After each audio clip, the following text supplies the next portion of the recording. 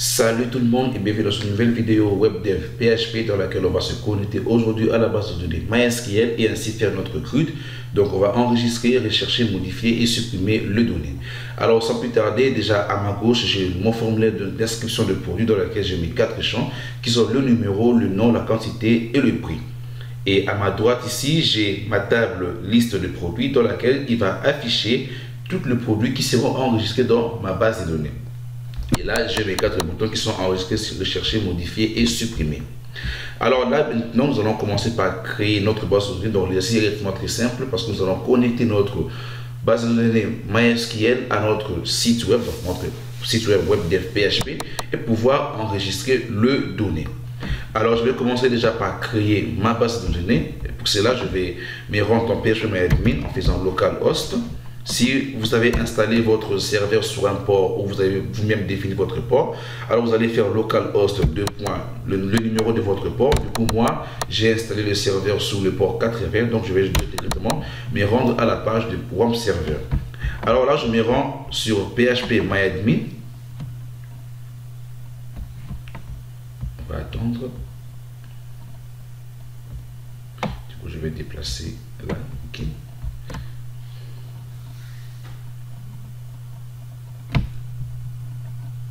Et voilà, je suis dans localhost phpMyAdmin. Donc, je vais commencer par créer ma base de données. Je me rends sur base de données. Et là, je vais entrer le nom de ma base de données. Donc, je vais dire DB produit. OK. Du coup, il y a déjà DB produit. Donc, je vais créer ma base de données. Et je vais accéder dans la base de données pour pouvoir créer ma table et mes différents champs. Donc, table, je dis produit. Donc, déjà là. Et mes différents champs, donc j'ai 4 champs à créer. Donc, je vais exécuter. En premier, j'ai l'idée dans laquelle je vais dire auto-increment pour s'auto-incrémenter toute seule automatiquement et la clé primaire. Alors ensuite là, j'ai le nom. Donc le nom, je vais mettre en format texte et j'ai la quantité, je laisse en int et j'ai le prix et aussi je laisse en int. Alors du coup, je vais sauvegarder. Je sens que ma table produit est là. Alors, je clique sur ma table produit et je me rends dans structure pour pouvoir mes différents champs. Alors là, j'ai idée, nom, quantité et prix. Alors du coup, maintenant, je vais me rendre dans WebDev et pouvoir nous connecter à notre base de données. Alors, soit nous allons le faire avec directement ici, donc dans code, on va directement écrire nos codes dans initialisation de l'index du serveur, soit on va classer, le mettre dans une procédure. Du coup, je vote pour le mettre dans une procédure. Donc, pour moi, c'est s'intéresser à organiser le code, mais du coup, on va mettre dans la connexion dans une procédure pour pouvoir l'appeler partout dans chacune des pages. Enfin, si jamais on a plusieurs pages, et pouvoir l'appeler la procédure dans chaque page. Alors là, maintenant, je vais commencer par créer ma procédure dans une nouvelle collection. Et j'ai dit ma procédure sera nommée, donc, du coup, je choisis DB connexion. Voilà, DB connexion. OK. J'ai ma procédure qui est là. Donc, je viens dans terminaison. J'ai dit procédure.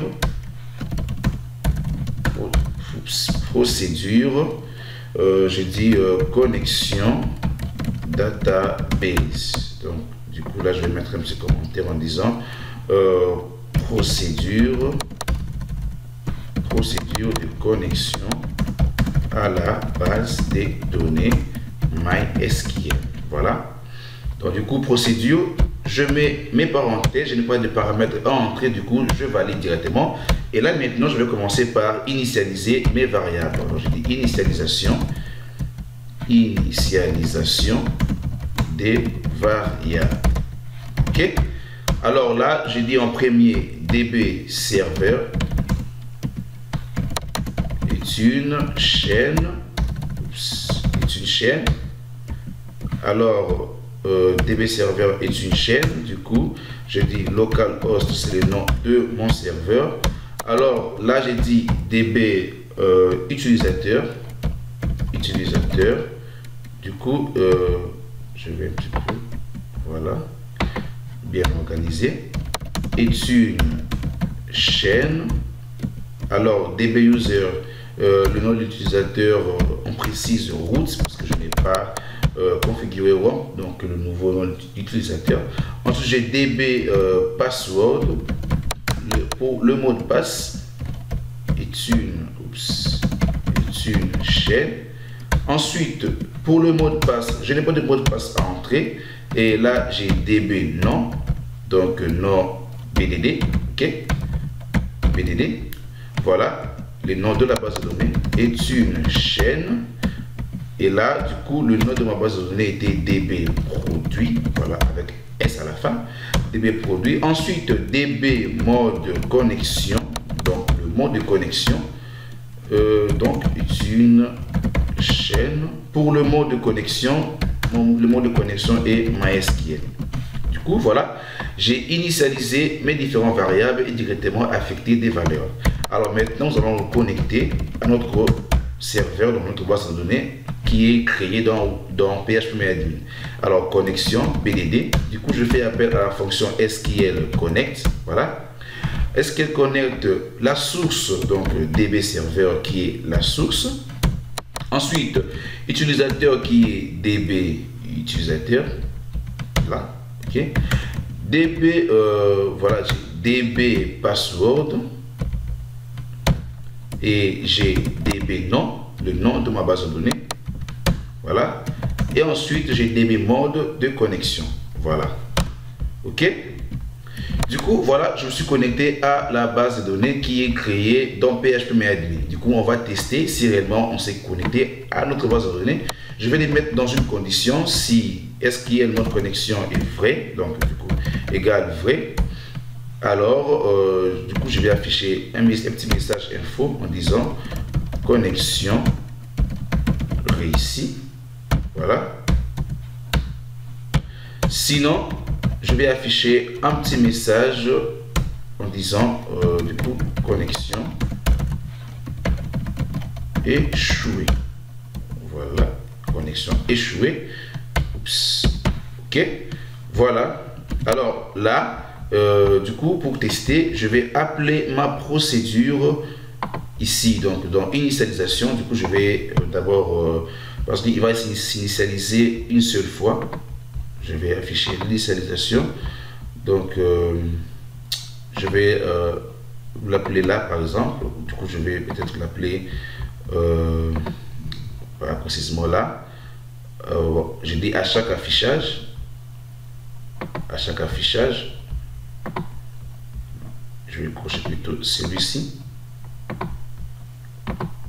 Donc du coup, à chaque affichage, je fais appel. Donc je dis appel à la procédure de connexion à la BDD MySQL.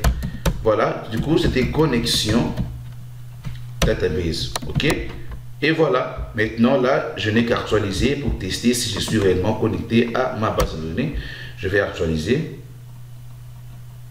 Recevoir ainsi le petit message. Patienter un petit peu. Voilà, j'ai connexion réussie. Donc, je me suis vraiment connecté à ma base de données qui est créée au niveau de PHP-MyAdmin.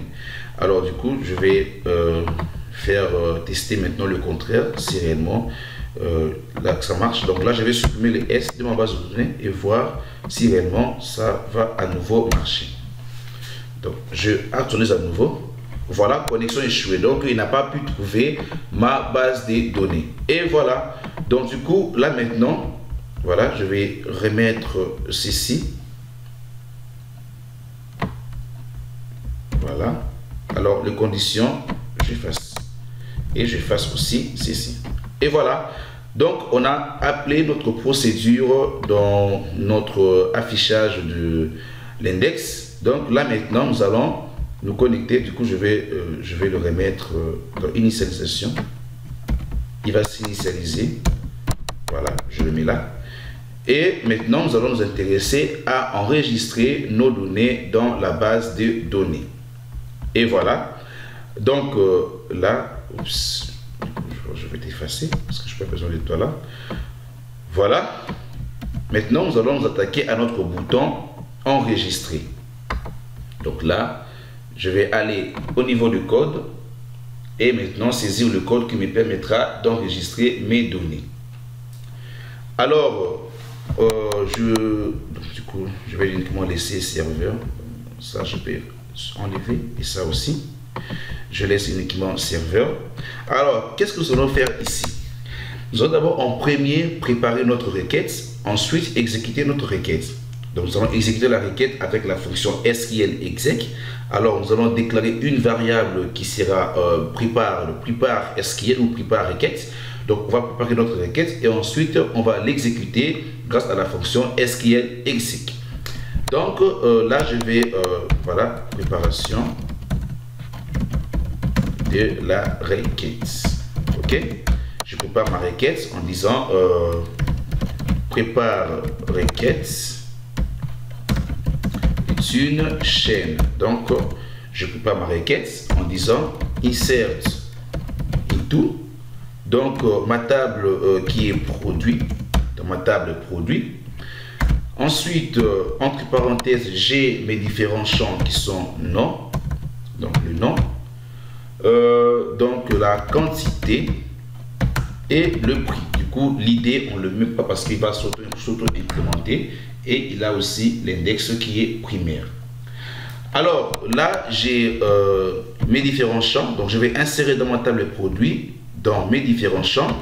Du coup, je mets value. Oups. Values, voilà comme ça. Et ensuite, dans value, donc maintenant, je vais insérer mes différents champs. Donc, je vais associer mes différents champs donc à la requête. Donc là, dans value, j'ouvre le premier entrecôte, ainsi de suite, en suivant ceci, et je mets un plus, donc plus. Et là, j'ai dit le nom de mon champ était non produit. OK. Donc là, j'ai dit non produit. Du coup, voilà, non produit. Ensuite, là, c'est pour le nom. Et à nouveau, je vais fermer ici un petit virgule. Et je vais à nouveau ouvrir, voilà, comme ça.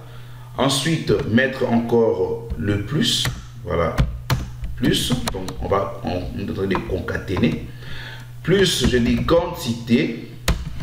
Et voilà, j'ai la quantité. Ensuite, je vais à nouveau fermer là, virgule, et ouvrir à nouveau ceci. Et plus, là, je dis prix. OK? Voilà, c'est réellement ça, prix. OK? Ensuite, je vais à nouveau fermer là. Et voilà. Maintenant, du coup, ma requête insert qui est là. Donc, je vais préparer ma requête. Et maintenant, je vais exécuter ma requête. Donc, un petit commentaire. Exécution de la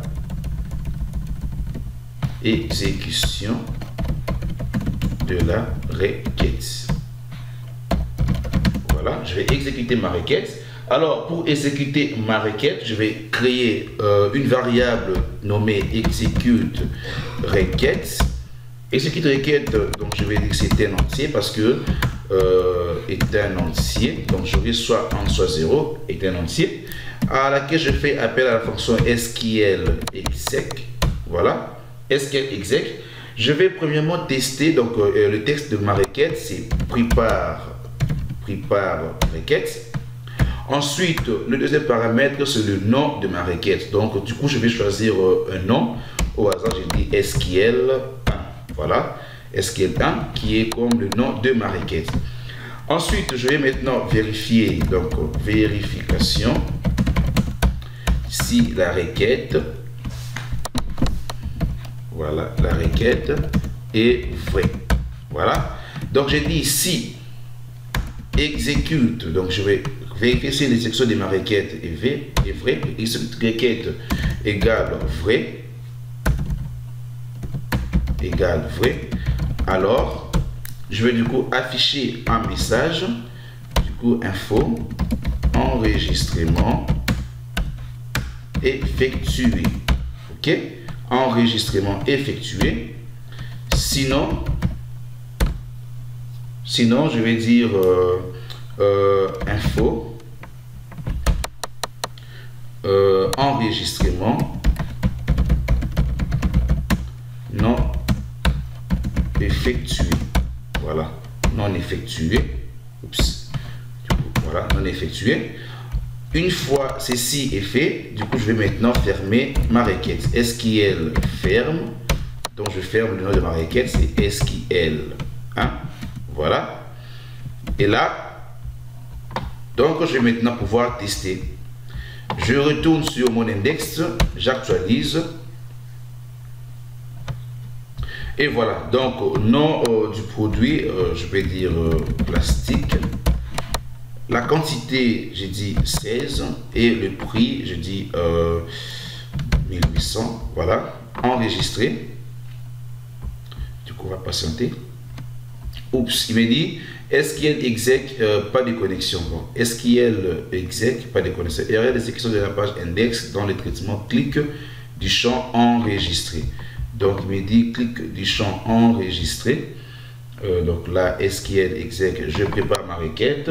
Là, ici, j'ai le nom de ma requête. Voilà, exécute requête et vrai. Alors, j'affiche le message. Du coup, je vais enlever d'abord le SQL ferme, ceci. Donc, SQL ferme. Là, j'ai voilà, j'ai ceci, ok.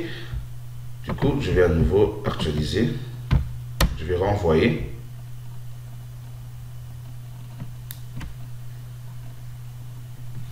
Patienter un petit peu. Alors, qu'est-ce qui n'est pas? Il me dit erreur d'exécution de la page index. Donc, SQL exec, pas de connexion. Alors, pourquoi il dit pas de connexion? Nous allons vérifier ici au niveau de notre index.